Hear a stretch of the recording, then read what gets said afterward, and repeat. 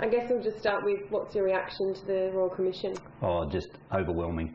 I think when I heard on the radio yesterday afternoon, bit of stunned silence, and then this kind of wow, real excitement, and then I think some emotion too. I got like a bit teary, because this is something that I've been fighting for a long time, as have dozens and dozens of other people, and I think just all the ups and downs of that, thinking, are we ever going to make this happen? And then to finally hear it, it was just an incredible moment. What does it mean to yourself and other victims, do you think? I think, I've heard people talk about a little bit about, being believed, and I think the vast majority of people, there has been so much of this in the media for so many years now that people believe that this is a big problem. But I think the big thing now is that people will feel like that the institutions that have let this happen to innocent kids who have taken their childhood away from them are now being going to be asked to explain themselves. How did they let that happen? How do you feel about those people? Because it's obviously not just about the people who, it's not just about the pedophiles, it's also about the people who turned a blind eye or covered it up. And look, for me, that is the big issue now. It dawned on me a few years ago that there were just one too many coincidences in all of this, and the church, in particular in my circumstances, the Catholic Church saying this was a bad egg, that's a bad apple. But you get to a point where you say this is not just bad apples. There is a systematic cover-up going on here, and I think what the community needs to understand, and clearly what I think the community's been ahead of our politicians, is that covering up a crime is a crime, and if you do that in a systematic way, then you shouldn't just be able to say, look, all that's in the past, that's behind us. The community and victims are entitled to know that the people who let that happen will be brought to account for their actions. What would you like to see come out of this Royal Commission? I think, look, that's a very interesting question, because I think people have been talking about the breadth of it. I think the big thing for me is that the processes that are now in place are examined so that everyone can be confident that this will never happen again.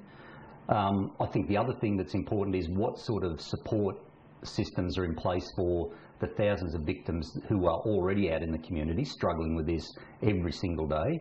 And as we've seen, sadly, tragically, too many people have lost their lives, taken their own lives because they couldn't stand the pain. So I think we need to make sure that there's appropriate support for them. But I also think we need to know that the people who are now running these institutions are people who the community can genuinely trust. Do you think the community will ever trust the church again? I think the Catholic Church, it will take decades for it to get the community's confidence back. I really believe that. Who's to say that in another 20, 30 years' time, we don't go through this all again? Who's to say this isn't happening right now? Exactly right, and I think that's one of the things we've got to get to the bottom of, because this is clearly a systemic problem where the protection of the institution was more important than the protection of the children entrusted to that institution. I think we've got to make sure that there are checks and balances so that somebody independent is looking over their shoulder all the time. It's no good, and I thought this last night, we've got Cardinal Pell saying, look, that's all behind us, but I think we're entitled to say, well, I'm sorry, Cardinal Pell, but why should we rely on your word? You've been presiding over this for decades. Obviously, this is not the Royal Commission will investigate the church as a whole, not just the Catholic. That's right. Do you think that's a good thing? Yeah, I do. I think my only minor concern, I suppose, is that it is going to be an enormous task, and I think everyone, me included, because I'm not the world's most patient person, but I think we're going to have to be very patient. This is going to take a long time, but I think it will be well worth it. Obviously, Peter Fox speaking out last week seemed to have just been, it just sort of broke the camel's back, and a lot of people saying push the Prime Minister to make this decision. How do you feel about him? Oh, look, I've said for years, Peter Fox is one of the best people I have ever known.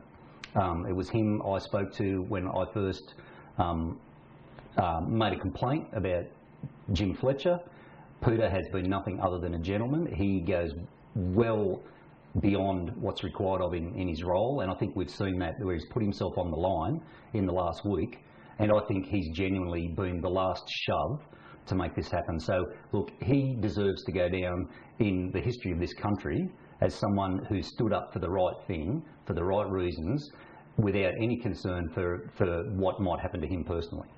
Do you hope that more people, perhaps in the police force or within the church, more people in positions of authority come forward? Because surely Peter's not the only one. No, and I think I hope, like I think there is there's safety in numbers, and I've been thinking that for a while with this issue. That the more people stand up and open their mouths and say, I know this, or I'm concerned about that, I think the more other people will be prepared to do the same thing. They'll think, well, if it's good enough for Peter Fox to do it, if it's good enough for somebody in the church to stand out, then it's good enough for me. And I think similar things happen with victims over the years, where most people thought that this was a dirty little secret that they owned. I think more and more people have come to realise that the secret, the dirty little secret, belongs to those institutions, and that these people, by having a voice, it just makes them stronger and able to survive each day a little bit better.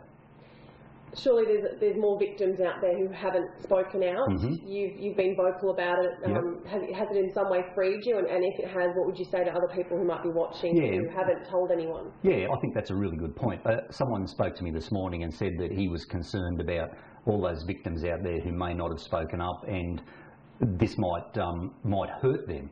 But I really think, from personal experience, talking to other people, that this will free a lot of people up, that some of the burden will be lifted. And I suppose my message is to anyone out there who is a victim that's been silent, at least you know you're not alone, and this process will bring people to account.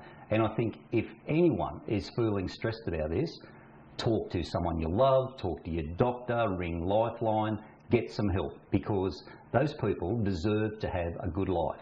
It was their childhood was taken off them. They deserve to get their life back.